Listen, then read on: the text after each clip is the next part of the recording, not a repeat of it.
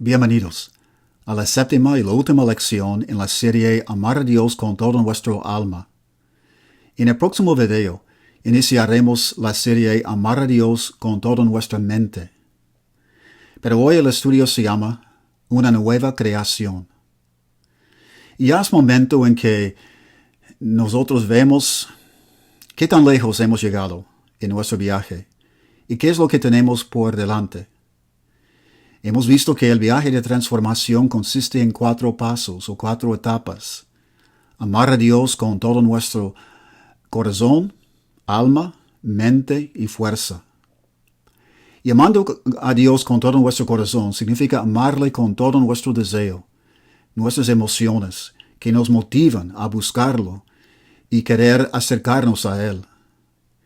Y Jesús trazó el viaje de transformación a través de la parábola del hijo perdido. ¿Se acuerdan del hijo perdido? Quien se apartó de su padre por egoísmo para vivir en un país lejano, apartado del padre. Y experimentó allí la tragedia del egoísmo y decidió por fin regresar con su padre, quien lo recibió y lo restauró como hijo de nuevo, por gracia. Y nosotros también pasamos por lo mismo. Pero para tomar en serio la enseñanza de Jesús, tenemos que estar seguros por qué creemos en Dios y por qué confiamos en Jesús como Hijo de Dios y nuestro Maestro. La fe empieza con el corazón, porque tenemos que tener el deseo de buscar la prueba, la evidencia que apoya la existencia de Dios y que nos hace creer con todo nuestro corazón. Pero al creer, Jesús, el Maestro, nos puede invitar a una relación transformadora con nuestro Padre Celestial, amándole con todo nuestro corazón, alma, mente y fuerza. Pero cuando nos invita, nos encontramos en un país lejano también del Padre, apartado por el egoísmo. El egoísmo nos aparta de Dios porque Dios es amor, y el egoísmo y el amor no pueden convivir. Queremos acercarnos a Él, y nos ha preparado el camino a través de lo que hizo su Hijo Jesús cuando se murió en la cruz y sufrió por nosotros las consecuencias del egoísmo, la separación entre Él y su Padre Celestial, para que nosotros fuéramos libres de las consecuencias para iniciar nuestra vida de nuevo, por la gracia de Dios, y empezar el viaje de transformación en la imagen de nuestro Padre. Nos abrió el camino por su gracia, allí en la cruz de Cristo. Pero nosotros, aunque queremos acercarnos a Él, a la vez nos quedamos estancados en el egoísmo. ¿Por qué? Porque tenemos un corazón dividido. Entonces decidimos rendir nuestros deseos egoístas para conformarnos al deseo singular de nuestro Padre para nosotros. Es vivir una vida transformada en su imagen, viviendo en amor, porque el que vive en amor, vive en Dios y Dios en él. Pero el problema, lo descubrimos, es más profundo y requiere un cambio más profundo en nosotros. Por eso tenemos que pasar a la etapa de amar a Dios con todo nuestro alma. Porque el problema está en nuestro alma, en nuestro espíritu. Las dos palabras son intercambiables, como estudiamos. Se refieren a nuestra esencia, aparte de nuestro cuerpo, que fue formada en la imagen de Dios, quien es espíritu. Somos el espíritu, el alma. Es nuestra identidad. Y el amor incondicional que queremos imitar en la imagen de nuestro Padre es una cualidad de nuestro espíritu. Y el problema es que nuestro espíritu es débil. Débil porque nos encontramos batallando mucho contra el egoísmo, grabado en nuestro cuerpo, grabado en nuestro cerebro, un cerebro entrenado por tantos años viviendo en el egoísmo. Y el espíritu tiene que batallar para controlar los pensamientos y la conducta. Es débil porque está todavía apartado del Padre Celestial. Solo con el Padre podemos encontrar la fuerza necesaria que nuestro espíritu ocupa. Entonces, de nuevo, Cristo nos provee la solución. Nos invita a nacer de nuevo. Nacer del agua por bautizarnos para perdón de nuestros pecados y nacer del Espíritu a la vez, cuando el Espíritu de Dios empieza a morar en nosotros y revivifica nuestro espíritu, porque nos trae la presencia de Dios a través de su propia presencia en nuestra vida. Entonces empezamos a vivir vida en el Espíritu, vida con el Espíritu, conformando nuestros deseos a los deseos del Espíritu, caminando con el Espíritu, disfrutando comunión con el Espíritu y aprovechándonos de su ayuda, mucha ayuda. Nos fortalece en nuestro espíritu para poder vivir una vida constante en el amor, bien arraigado, bien establecido en el amor. Ahora continuamos el viaje de transformación a través de cultivar la humildad para aceptar la ayuda del Espíritu Santo, quien nos fortalece en el Espíritu, y a la vez aceptar nuestra propia responsabilidad para meditar y practicar la vida nueva en Cristo, en el amor. Entonces ahora hemos empezado lo que Pablo nombra una nueva creación, una experiencia increíble, ser revivificados en Cristo, para llegar a ser una nueva creación. Leemos en la segunda a los Corintios, capítulo 5 y versículo 17, las palabras de Pablo allí, donde dice: por lo tanto, si alguno está en Cristo, es una nueva creación. Lo viejo ha pasado y ha llegado ya lo nuevo. La nueva creación. Dios nos está creando de nuevo, formándonos de nuevo en su imagen.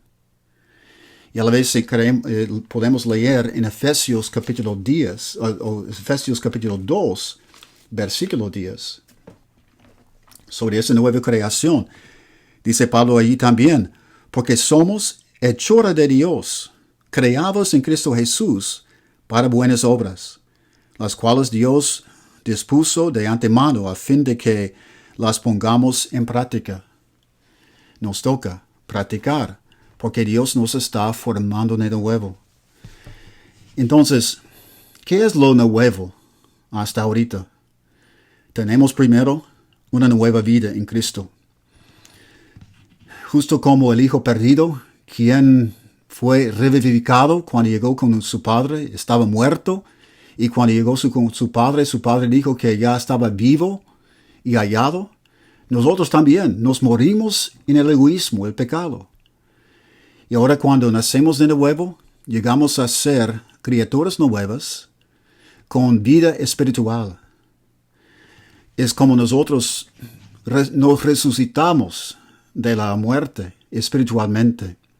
Aún nuestros cuerpos empiezan a revivificarse, dedicados a la práctica de la justicia y el amor. Ese lenguaje de ser una criatura, una creación nueva, es lenguaje muy único en la enseñanza de Jesús.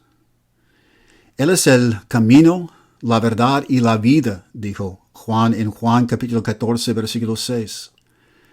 También dijo en Juan capítulo 10, versículo 10, he venido para que tengan vida y para que la tengan en abundancia. Cuando mucha gente piensa en este versículo, que podemos tener vida en abundancia en Cristo, de repente empiezan a pensar en una vida abundante hablando de cosas materiales. O piensan solo en la vida eterna como la vida abundante. Pero de hecho, Cristo estaba hablando de la vida presente como una vida abundante, porque hoy vivimos ya en la presencia de Dios, nos llena con su Espíritu. Vivimos con Él y Él en nosotros cuando vivimos en amor. La vida verdadera se vive con el Padre. La vida en Él es la vida como debe ser vivida. Y todo llega a ser nuevo en la nueva vida. Aún en el trabajo, con los familiares, con los amigos, con los vecinos y aún con los enemigos, todo llega a ser nuevo. No es que ellos cambien, sino que nosotros cambiamos, transformándonos en la imagen de nuestro Padre para poder convivir con ellos y mostrarles el camino hacia Dios. Todo llega a ser nuevo y una vida abundante vivir con el Padre. Pero una nueva vida también significa que tenemos un nuevo principio. También es el mensaje único de Jesús, que podemos llegar a vivir de nuevo. Y este hecho es de mucho significado, muy profundo para nosotros, que hemos hecho muchos errores en nuestra vida, cuyas vidas se han desviado. Y hemos deseado a poder vivir de nuevo, empezar de nuevo. Pero Dios nos da ese poder de iniciar la vida de nuevo, como nadie lo puede darnos. Entonces, ¿cómo lo hace? Nos perdona. Porque el perdón de Dios nos capacita para iniciar nuestra vida de nuevo. Su gracia nos da la capacidad para poder romper con el pasado, en el pecado, en el egoísmo, para poder llegar a ser una nueva persona. Para llegar a ser una nueva persona tenemos que romper con el pasado y para no llevar la culpa o la vergüenza del pecado. Porque ¿saben qué? La culpabilidad, la vergüenza son cosas que nos arrastran para abajo, que nos detienen de cambiar más que cualquier otra cosa. La vergüenza, la pena de lo que hemos hecho nos motiva a seguir defendiéndonos y protegiéndonos de maneras muy egoístas, por ejemplo, criticar a los demás o hacernos superiores o controlar a los demás. Sigue el egoísmo cuando seguimos con la vergüenza, la culpabilidad. Entonces, por perdonarnos, nos libra. Y podemos llegar a ser transformados por el perdón de Dios hasta que los que nos rodean ven la transformación y se convencen también que quieren buscar también al Padre. Y un nuevo principio también nos da un nuevo propósito. ¿Se ha preguntado a usted mismo para qué está viviendo? ¿Qué es su propósito? Si su vida es digna de vivir. Es una pregunta que nos da miedo. Nos da miedo porque no sabemos a veces contestar esa pregunta. ¿Para qué estamos viviendo? Pero en Cristo tenemos un propósito, un nuevo propósito. Alcanzar a Dios y vivir en su presencia, por vivir en su imagen en amor incondicional. Nos creó de una manera única para poder amar, porque nos dio albedrío libre para tomar decisiones que forman la base de amor. Sin ese albedrío libre no podríamos amar. Pero nos ha creado de esta manera para que podamos llegar a ser como Él, en su imagen. Y no hay cosa más grande que aprender a amar al prójimo y así amar a Dios, quien creó a nuestro prójimo. Y el prójimo querrá también vivir en la presencia de Dios cuando experimenta nuestro amor. Hemos nacido de nuevo como hijos de Dios. Cuando nacimos de nuevo, Dios nos adoptó como sus hijos. Y lo confirmamos por la manera en que vivimos la vida. Como Cristo dijo en Lucas capítulo 6, versículo 36, que seamos compasivos como nuestro Padre es compasivo. O Mateo capítulo 5, versículo 9, donde dijo que los que trabajan por la paz serán llamados hijos de Dios. ¿Por qué? Porque Dios es Dios de paz. Y más adelante en Mateo 5 también nos dice que amemos a nuestros enemigos, porque Dios ama a sus enemigos. Y así seremos seremos hijos de Dios. La transformación en su imagen es el propósito de la vida. No es una meta entre muchas metas que queremos lograr, sino es la vida. Para esto vivimos. Es lo que hacemos en la vida. Es lo que nos da significado y propósito. Entonces tenemos nueva vida, nuevo principio, nuevo propósito y nuevo valor como persona. Porque nuestro propósito en la vida determina el valor que tenemos para nuestra vida. El valor de lo que podemos lograr en la vida determina el valor de nuestra vida. Y una vez Jesús enseñó una parábola sobre el valor de la vida en Lucas capítulo 12. Quiero que leamos lo que pasó y una parábola que Jesús contó allí. Ese es Lucas capítulo 12, comenzando con versículo 13. Dice: uno de entre la multitud le pidió: Maestro, dile a mi hermano que comparta la herencia conmigo. Hombre, replicó Jesús, ¿quién me nombró a mí juez o árbitro entre ustedes? Tengan cuidado, advirtió a la gente. Absténganse de toda avaricia. La vida de una persona no depende de la abundancia de sus bienes. Hay mucha gente hoy en día, ¿verdad? La mayoría de la gente piensa que el valor de su vida depende de la abundancia de sus bienes. Y cuando este hombre vino a Jesús exigiéndole a Jesús que fuera con su hermano para convencerle a su hermano que compartiera la herencia, Jesús le contestó diciendo: tengan cuidado de la avaricia. ¿Qué es la avaricia? La avaricia es una forma del egoísmo, querer todo para uno mismo. Y tenía conflicto con su hermano, pero él pensaba que el problema quedaba con su hermano. Pero Jesús quería avisarle que no, que él tenía conflicto con su hermano porque él tenía conflicto dentro de sí mismo. Un conflicto producido por el egoísmo, la avaricia. Entonces Jesús le contó una parábola para convencerle que el valor de la vida no consiste de la abundancia de nuestros bienes. Dice, entonces les contó una parábola. El terreno de un hombre rico le produjo una buena cosecha. Así que se puso a pensar, ¿qué voy a hacer? No tengo dónde almacenar mi cosecha. Por fin dijo, ya sé lo que voy a hacer.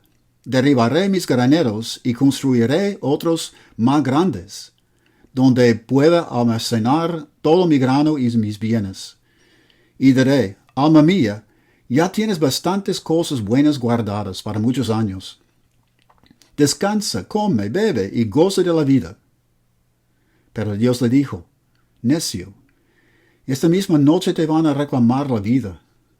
¿Y quién se quedará con lo que has acumulado? Así le sucede al que acumula riquezas para sí mismo en vez de ser rico delante de Dios. Así que ese hombre determinaba el valor de su vida por todo lo que tenía. Había tenido buena cosecha y decidió derribar sus graneros para edificar más grandes. Pensaba, ¿qué voy a hacer? Pero claro, no contestó esa pregunta por decir, yo sé qué voy a hacer. Voy a ser generoso y compartir todo lo que tengo con los demás, los pobres, los siervos que me han ayudado a sacar la cosecha. No dijo esto. Iba a guardar todo para sí mismo. ¿Por qué? Porque para él, sus bienes determinaban el valor de su vida. Pero no. Esa misma noche, todo fue quitado.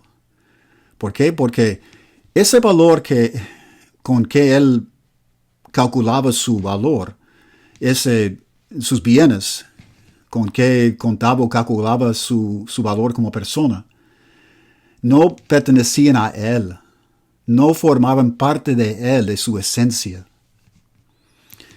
Y por eso podía perderlos en cualquier momento. Y dijo Dios que así será todo el que no es rico delante de Dios. ¿Qué significa ser rico delante de Dios? Tener riquezas que Dios considera riquezas verdaderas, como generosidad, compasión, humildad, misericordia.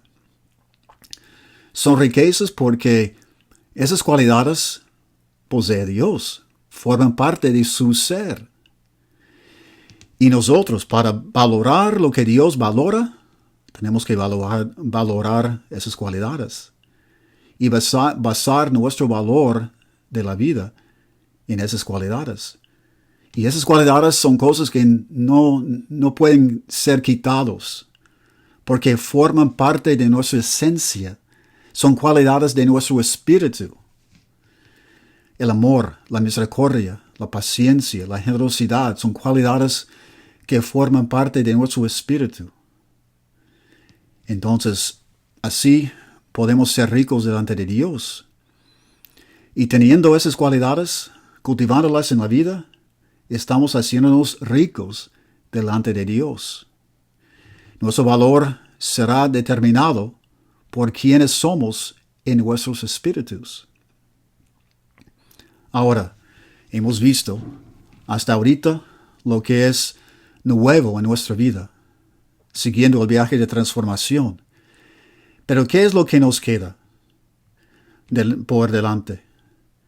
Sabemos que vamos a continuar, en verdad, rendiendo deseos egoístas que descubrimos en nuestra vida para poder seguir amando a Dios con todo nuestro corazón. Es un proceso que sigue.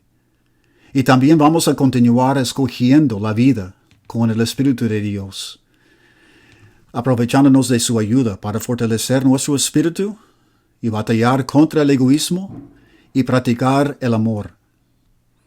Pero también estamos a punto de iniciar otra etapa, de amar a Dios con toda nuestra mente y luego amarle con toda nuestra fuerza. Y esa parte del viaje dura de por vida. Amarle con toda nuestra mente incluye renovar nuestra mente o tener una mente nueva. Leamos lo que dice Pablo sobre esto. Romanos capítulo 12, versículo 2, donde nos dice: no se amolden al mundo actual, sino sean transformados mediante la renovación de su mente. Así podrán comprobar cuál es la voluntad de Dios, buena, agradable y perfecta. La transformación que sucede mediante la renovación de su mente.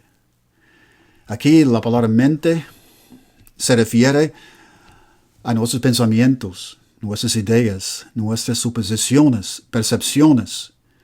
Y el viaje sigue por renovar nuestra mente, por cambiar nuestros pensamientos y los procesos mentales, para poder reemplazar las experiencias y las memorias de la vida anterior en el egoísmo con nuevas experiencias, nuevas memorias de practicar una vida de amor en la actualidad. Y es el trabajo del Espíritu de usted para poder controlar lo que está pensando el cerebro y producir ideas, percepciones, pensamientos sanos en la imagen de nuestro Padre, en amor. Para amar a Dios con toda nuestra mente, cautivando todo pensamiento y sometiéndolos al amor. También sigue después una nueva práctica, nuevamente y luego nueva práctica. Y vemos en Colosenses, capítulo 3, algunos ejemplos de la práctica del amor. En Colosenses capítulo 3, Pablo dice en versículo 10, nos hace recordar que estamos renovándonos según la imagen de nuestro Creador.